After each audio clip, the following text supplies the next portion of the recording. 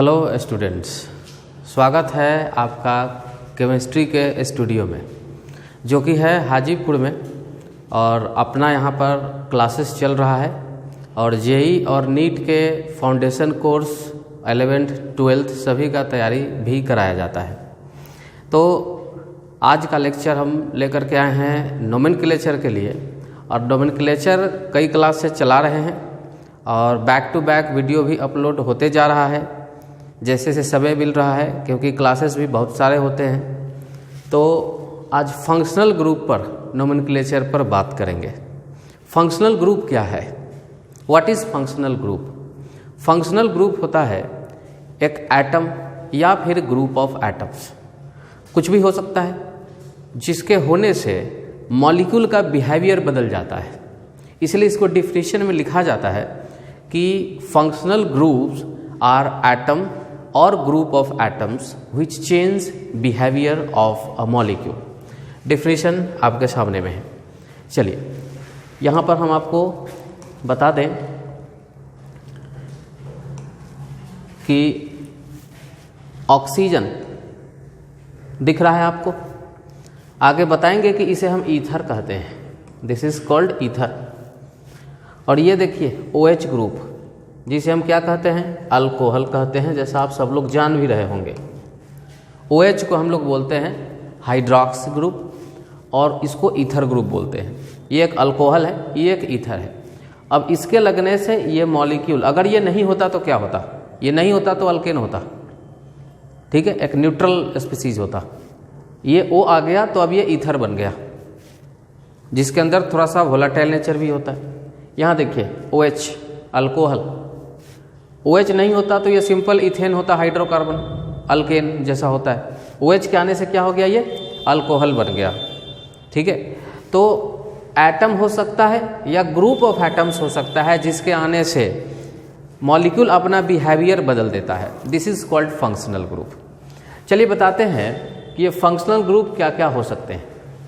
बहुत तरह के फंक्शनल ग्रुप होते हैं। 9th-10th में आपने कुछ कम फंक्शनल ग्रुप पढ़ा होगा, लेकिन जैसे 11th क्लास में आते हैं या फिर जेई नीट के फाउंडेशन कोर्स के लिए जब आप पढ़ते हैं तो वहाँ पर बहुत सारा फंक्शनल ग्रुप आना शुरू हो जाता है। उन सब के बारे में हम चर्चा करेंगे। सबसे पहले है कार्बोक्सिलिक एसिड। और एक काम करें, पहले फार्मूला लिखते हैं, बाद में फिर स्ट्रक्चर्स भी बताएंगे उसका। COOH, और may be it's good visibility. तो ये COOH क्या है? इसको हम लोग बोलते हैं carboxylic acid. This is called carboxylic acid, ठीक है। हम स्ट्रक्चर भी साथ ही साथ बात करते जाएंगे। ये इसका क्लास नेम है, ठीक है, मतलब क्या बोलते हैं इसको। दो नेम होता है, क्लास नेम होता है, एक IUPAC नेम होता है। अभी हम IUPAC नेम की बात नहीं कर रहे हैं, हम COOH को बोलते क्या है इस पर हम बात कर रहे हैं। COOH एक फंक्शनल ग्रुप है जिसको हम कार्बोक्सिलिक एसिड कहते हैं, और इसका स्ट्रक्चर C+O और OH। देखिए एक टेक्निक आपको बताते हैं कि जो भी फंक्शनल ग्रुप का स्ट्रक्चर है, अगर वो कार्बन और ऑक्सीजन का कलेक्शन है तो वहाँ पर C के साथ ऑक्सीजन का डबल बॉन्ड O होना काफ़ी ज़रूरी होगा। आप देखिएगा हम जो भी स्ट्रक्चर अभी यहाँ पर हम लिखेंगे, ये सब के सब कहाँ होगा कि उसमें होगा क्या कि C+O उसमें मेंशन होगा। अभी कार्बोक्सिलिक एसिड देखें, अब हम यहाँ ईस्टर लिखते हैं, COOR, इसको बोलते हैं Easter. This is called Easter. और इसका स्ट्रक्चर थोड़ा नीचे करके लिख देते हैं, COOR। और आपको बता दें कि R जो होता है वो अल्काइल ग्रुप होता है। R क्या होता है? अल्काइल। अल्काइल का मतलब क्या होगा? जैसे मिथाइल हो सकता है, जैसे इथाइल हो सकता है, ETC। तो इस तरह से ये क्या हो गया? ईस्टर हो गया। उसके बाद आता है SO3H। You know what is SO3H? SO3 is called sulfonic acid. This is known as sulfonic acid. और इसका स्ट्रक्चर होगा S डबल बॉन्ड O, फिर इधर OH। स्ट्रक्चर याद रखना जरूरी है, क्योंकि फंक्शन ग्रुप बताने के बाद एक क्वेश्चन यहाँ पर हम करेंगे, आपसे पूछेंगे कि बताइए कि इसमें कौन से फंक्शन ग्रुप आपको दिखाई दे रहे हैं, तो ये चीज़ आप ध्यान रखिएगा। चलिए, सल्फोनिक एसिड, सल्फोनिक एसिड के बाद हम ले लेते हैं CO whole twice O, CO whole twice O, मतलब इसको हम लोग एनहाइड्राइड कहते हैं। दिस इज कॉल्ड एनहाइड्राइड, ठीक है। और इसका स्ट्रक्चर देखिए, काफ़ी अच्छा स्ट्रक्चर है। C डबल बॉन्ड O, दो C डबल बॉन्ड O को लेकर के और एक ऑक्सीजन से कनेक्ट कर देना है। देखिए, दो C डबल बॉन्ड O को लेकर के और किससे कनेक्ट कर देना है? ऑक्सीजन से। ये स्ट्रक्चर किसका हो गया? एनहाइड्राइड का हो गया। फिर आगे देखते हैं,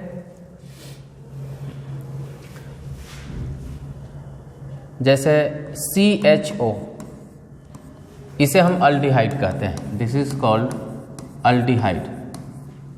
अब इसमें भी क्या होगा कि कार्बन में डबल बॉन्ड O, अभी तक आप देख रहे हैं जितने भी स्ट्रक्चर है सभी में कार्बन में डबल बॉन्ड O आ रही है, कंपलसरी है। उसके बाद आ जाते हैं कीटोन, कीटोन CO बोलते हैं उसको, इसे कहेंगे कीटोन। और कीटोन में क्या होता है? C डबल बॉन्ड O और दोनों तरफ खाली छोड़ने का मतलब कि यहाँ हाइड्रोजन नहीं दे सकते। कीटोन में दोनों तरफ अल्काइल ग्रुप होना चाहिए। दोनों तरफ क्या होना चाहिए? कोई अल्काइल ग्रुप आप रख सकते हैं। जैसे ही H रखिएगा तो ये अल्डिहाइड जैसा कन्फिगर कर लेगा। तो ये हो गया कीटोन।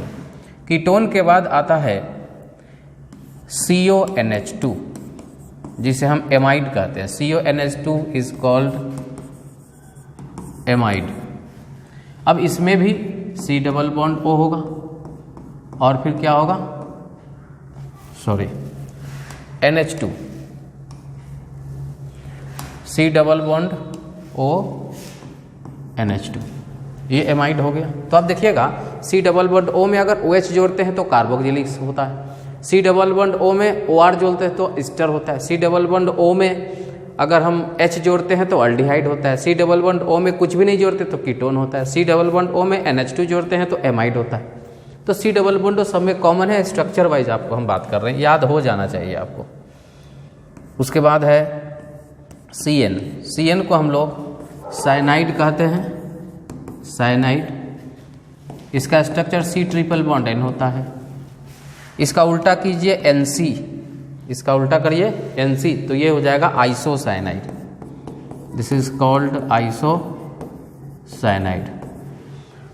इसका स्ट्रक्चर होता है N डबल बॉन्ड C और एक कोऑर्डिनेट बॉन्ड कार्बन की तरफ होगा। It is due to completion of octet.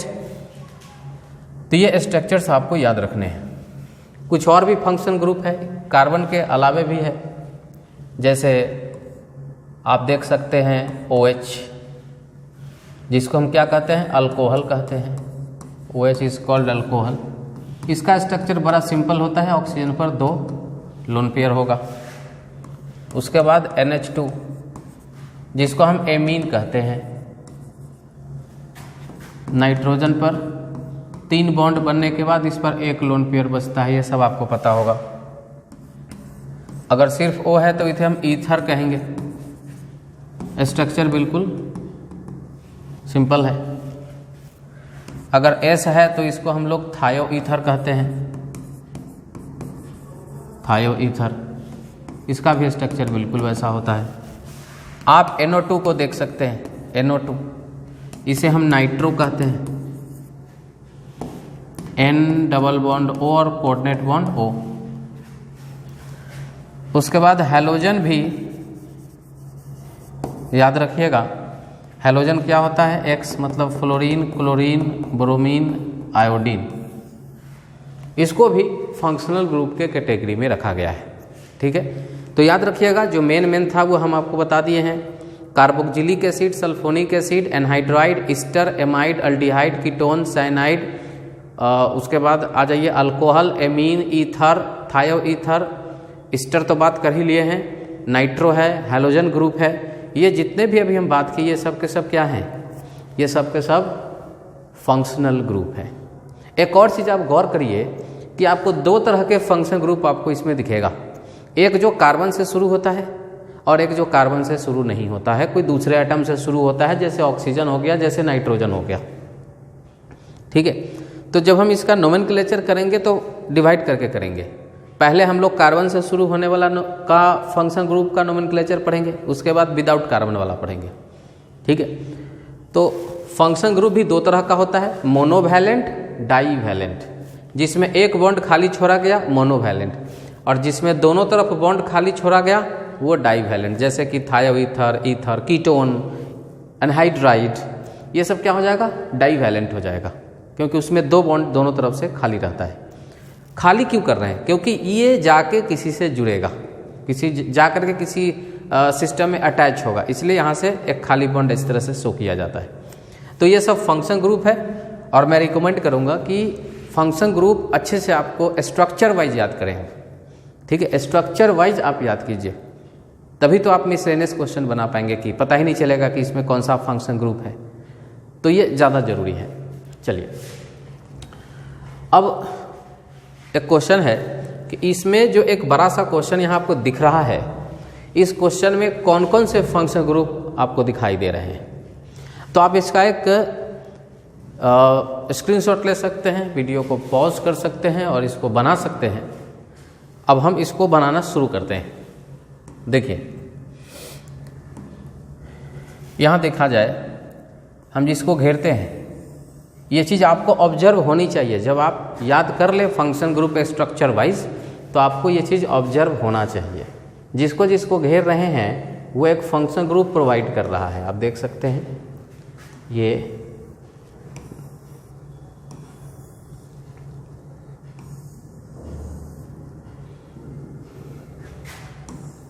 तो हमें जहाँ जहाँ पर लगा है उसको हम कर दिए। ठीक है, अब इसका नाम क्या होगा, नाम बताते हैं। CHO, ध्यान दीजिए, तो अभी डिस्कस किया था ना, CHO क्या होता है, अल्डिहाइड। तो ये घेरे हैं, इसमें एक फंक्शन ग्रुप है अल्डिहाइड। ये क्या है, CO, इधर भी कार्बन इधर भी कार्बन, इसको बोलेंगे कीटोन, दिस इज कीटोन। ये भी क्या हो जाएगा, कीटोन। ये क्या हो जाएगा, O है ना, O को हम लोग क्या बोलते हैं, ईथर। OH, alcohol. ये फिर से क्या हो जाएगा, कीटोन। NH2 को क्या बोलते हैं, एमीन। तो आपको फंक्शन ग्रुप याद रहना चाहिए, O है तो ये क्या हो जाएगा, ईथर। ठीक है, अब आप मिलाइए जो आप बनाए हैं। तो इस तरह से एक बड़ा सा कंपाउंड दे करके हम डिस्टिंग्विश करना चाहे हैं कि क्या आप इसमें देख पा रहे हैं कि इसमें कहाँ कौन सा फंक्शन ग्रुप आपको दिखाई दे रहा है। ठीक है, तो आप इसको मैच कीजिए और आंसर मिलाएं अगर आप बनाए हो। आगे बढ़ते हैं।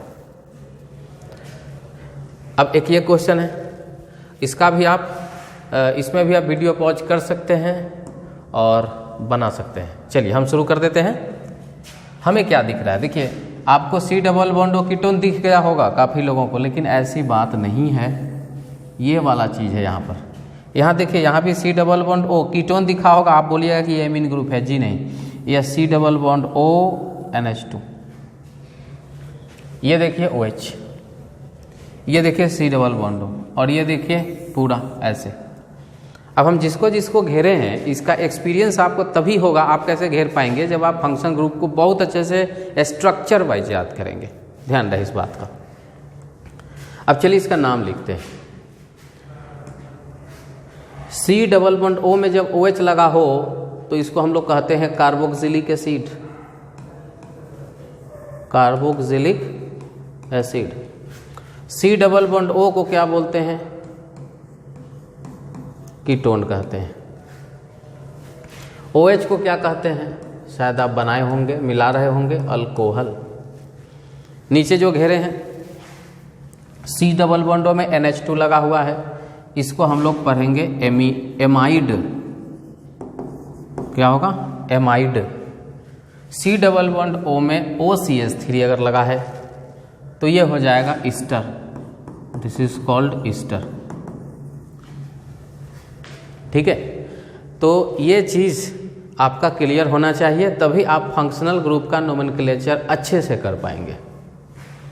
चलिए अब आपको बताते हैं IUPAC nomenclature of functional group, जिसमें हम सबसे पहले ऐसे फंक्शनल ग्रुप की बात करेंगे, चर्चा करेंगे जिसमें कि कार्बन से वो शुरू होता है, जैसे कार्बोक्सिलिक एसिड, एमाइड, अल्डिहाइड, ये सब शुरू होगा। सबसे पहले हम लोग कार्बोक्सिलिक एसिड को ही ले लेंगे, लेकिन उसके पहले कुछ रूल देखिए यहाँ पर आपको बताया गया हुआ है। इसमें क्या लिखा है आपको बताते हैं। पहला रूल, सबसे पहले एक लॉन्गेस्ट कार्बन चेन सेलेक्ट करना है जिसमें कि फंक्शनल ग्रुप का जो कार्बन है वो कार्बन आपके पेरेंट चेन में आने चाहिए। क्या करना है, पहले आपको एक लॉन्गेस्ट कार्बन चेन चुनना है, सेलेक्ट करना है जिसमें कि फंक्शनल ग्रुप का कार्बन आने चाहिए। और चूंकि वो दूसरा नियम है कि इसके लिए कोई नंबरिंग करने की ज़रूरत नहीं है, नो नीड ऑफ नंबरिंग। क्यों?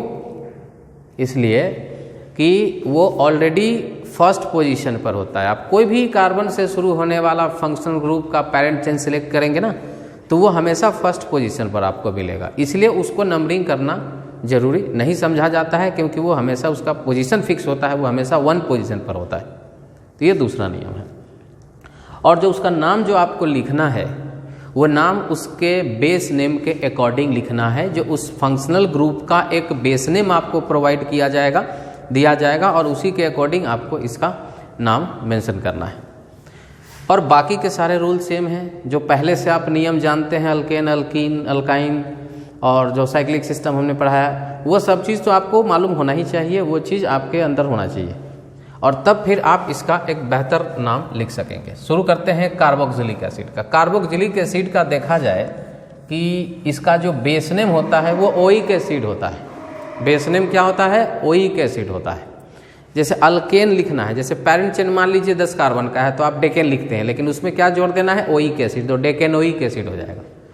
पेंटेन 5 कार्बन का चेन है तो पेंटेन आप लिखते हैं, लेकिन उसमें ओइक एसिड जोड़ेंगे, पेंटेनोइक एसिड हो जाएगा। और इसको एक एग्जाम्पल से हम लोग ज़्यादा क्लियर करेंगे, और साथ ही साथ कॉमन नेम भी यहाँ पर बताएंगे आपको, इसका कॉमन नेम।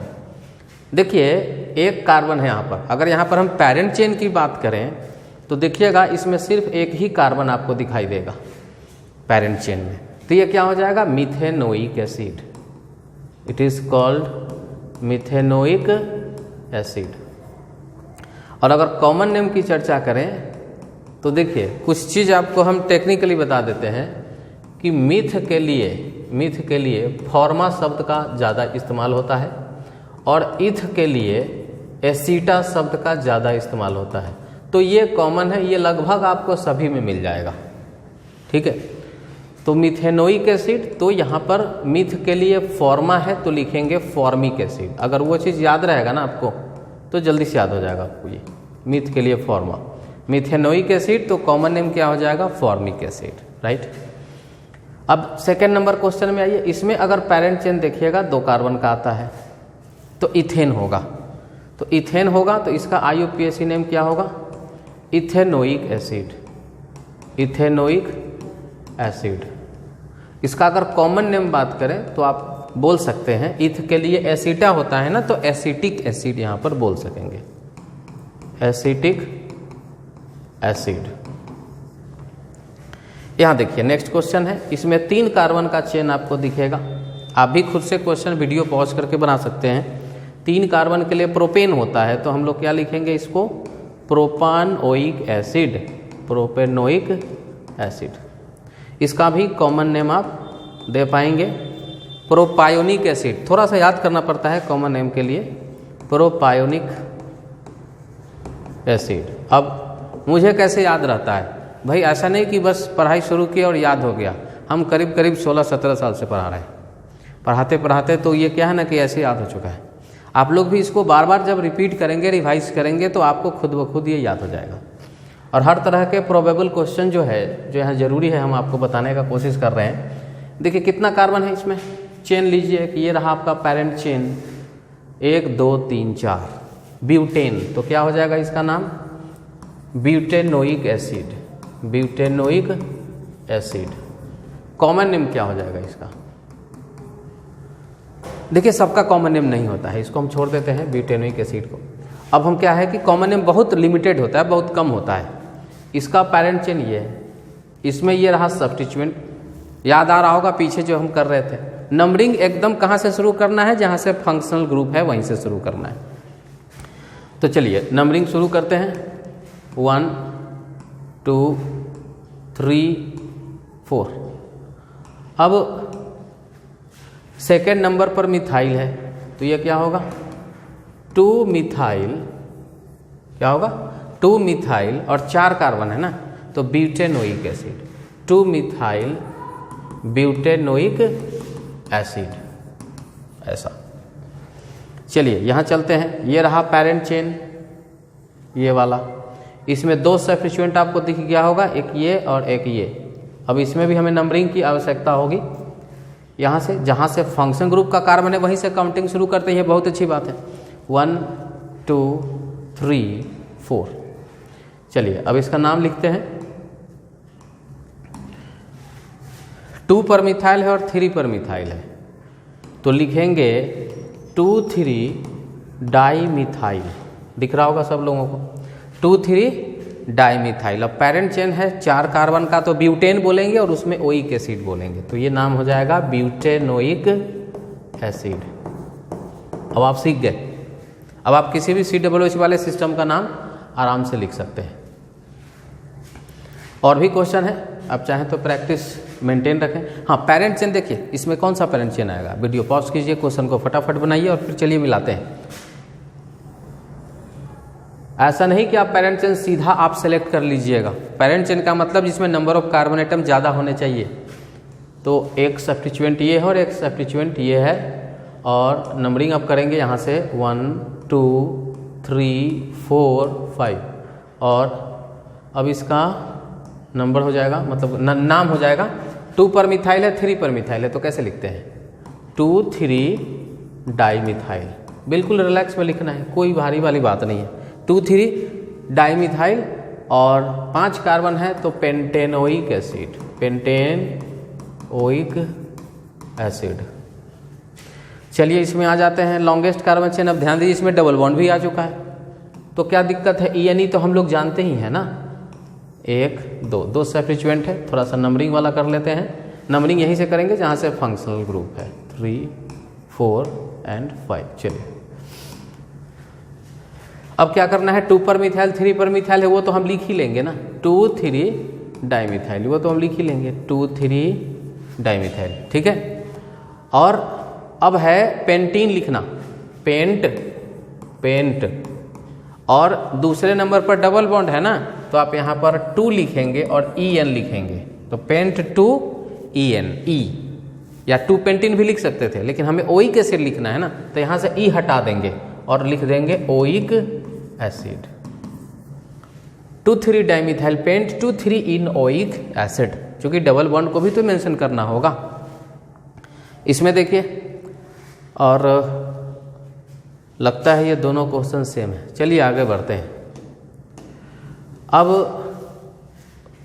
केस ये है कि अगर 2 COOH आ जाए, अब पूरा फंक्शन ग्रुप तो आज ही नहीं पढ़ा पाएंगे, ठीक है, तो कुछ आज बता रहे हैं, फिर इसका सेकंड पार्ट आएगा, उसमें वो चीज़ पूरा हो जाएगा, या फिर थर्ड पार्ट भी आ सकता है, ठीक है। वीडियो बड़ा ना हो इसलिए हम लोग ज़्यादा देर का नहीं बनाते।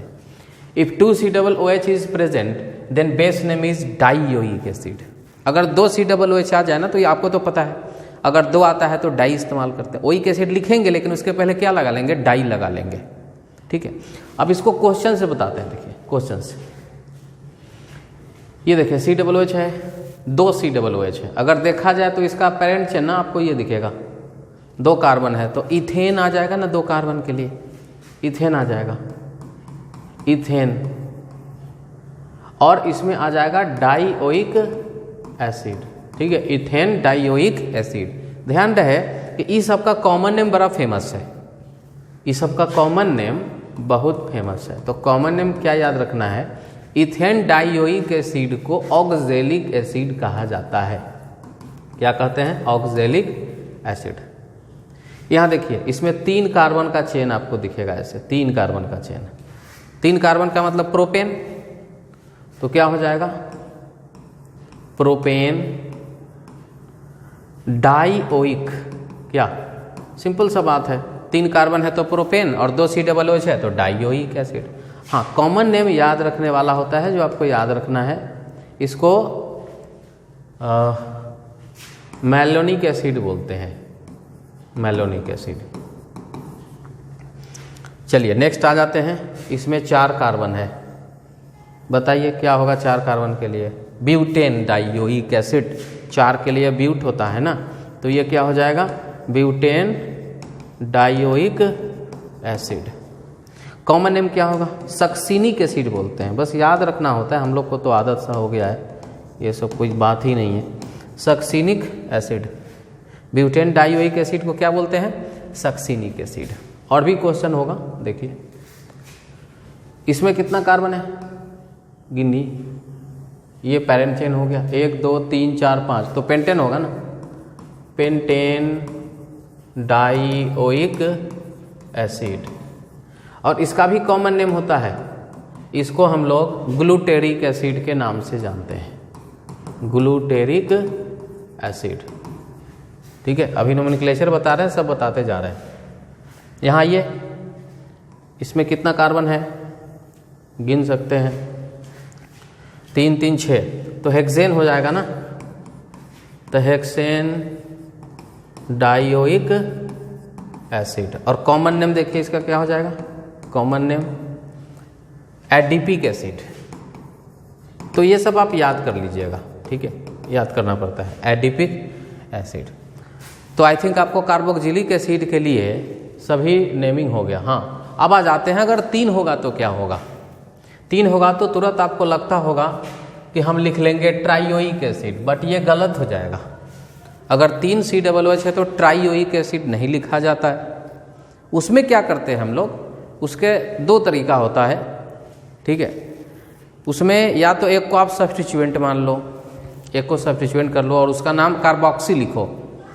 एक लॉन्गेस्ट कार्बन चेन लेना है, एक COOH से दूसरे COOH तक पहुंचना है, और जो बच जाएगा बीच में उसको हम कार्बोक्सी बोलेंगे, ठीक है। क्वेश्चन से ज़्यादा क्लियर हो गए, देखिए। इससे पहले एक और क्वेश्चन आपको हम बताते हैं अपने तरफ से। इसको देखिए, ये क्वेश्चन अगर ऐसा हो, 3 COOH हमें इसमें लगाने हैं। हम 2 मेथड बताएंगे आपको, दोनों मेथड बहुत ही अच्छा है, आपको दोनों में से कोई भी मेथड इस्तेमाल कर सकते हो आप। यहाँ से चले यहाँ तक आ गए, बीच में बच गया ये सब्स्टिट्यूएंट जैसा, काउंटिंग करो 1 2 3 एंड 4 5, तो पेंटेन डाइओइक एसिड, तो इसको हम लोग लिख ही सकते हैं। लेकिन इसका एक और भी तरीका है लिखने का, मतलब पहले तो इसको लिख लीजिए 3 कार्बोक्सी, COOH जब सब्स्टिट्यूएंट हो तो उसका नाम कार्बोक्सी होता है, यहाँ पर लिखा गया है, आप देख सकते हैं 3 कार्बोक्सी और 5 कार्बन है तो pentane dioic acid, pentane dioic acid. Clear है? इसका एक और भी तरीका है, इसके लिए एक और तरीका बताते हैं। देखिए COOH है और यहाँ पर ये CH2 है, CH में, चलिए क्वेश्चन उतार रहे हैं जल्दी से। चलिए देखिए, इसका एक और तरीका बताते हैं, ऐसे भी हम लोग लिख सकते हैं, ट्राई कार्बोक्जिलिक एसिड करके नाम लिखा जाता है। पेरेंट चेन लीजिए जिसमें कि तीनों COOH आ जाना चाहिए, ऐसे, ठीक है। तो 3 कार्बन का नाम लिखिए, प्रोपेन, क्या लिखेंगे? Propane. 1 2 3 try carboxylic acid, try carboxylic acid, ऐसे भी लिखा जा सकता है, लेकिन ये वाला ज़्यादा रिकमेंडेड है जो अभी ऊपर बताएं, ठीक है। चलिए अब आगे जो क्वेश्चन था उसमें आते हैं। ये था मेरा क्वेश्चन, तो क्या करेंगे, यहाँ से यहाँ तक चल दें, ये सब्स्टिट्यूएंट, ये सब्स्टिट्यूएंट और ये सब्स्टिट्यूएंट। अब चलिए नाम लिख के बताते हैं आपको, पहले तो नंबरिंग भी करना पड़ेगा ना भाई इसमें। तो ये होगा 1, अगर इधर चलते हैं 2 और 3 पर मिल जाएगा, इधर से तो 1 2 3। तो एक काम करिए, यहाँ पर अभी क्या है कि ये है सब्स्टिट्यूएंट और ये है फंक्शन ग्रुप, तो हम लोग फंक्शन ग्रुप को थोड़ा ज़्यादा प्रायोरिटी देंगे, ठीक है। इधर से नज़दीक पड़ेगा तो ऐसा रहेगा कि इधर से अच्छा रहेगा, 1 2 3 एंड 4 5 6। अब इसका नाम क्या लिखा जाए, ध्यान से देखिएगा। पहले हम लोग लिखे मिथाइल, डाई मिथाइल, ये है कार्बोक्सी।